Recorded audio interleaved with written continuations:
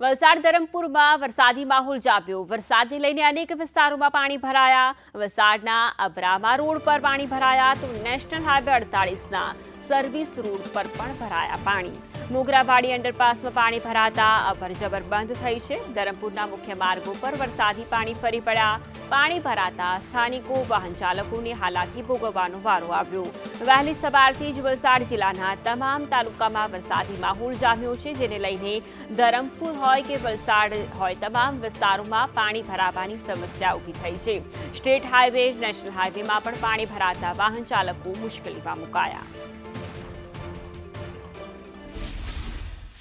વલસાડ જિલ્લામાં આજરોજ વહેલી સવારથી મેઘરાજાએ પોતાની ધમાકેદાર બેટિંગ કરી છે। ત્યારે વલસાડ શહેરના અંડરપાસ હોય, શહેરના મુખ્ય માર્ગ હોય કે ધરમપુર શહેરના મુખ્ય માર્ગ હોય, ત્યાં પાણી ભરાયેલા જોવા મળે। હાલ અમે ઊભા છે ધરમપુરના સ્ટેટ હાઈવે ઉપર, જ્યાં સ્ટેટ હોસ્પિટલ નજીક જે છે આ રસ્તા ઉપર જે છે પાણી ભરાયા છે।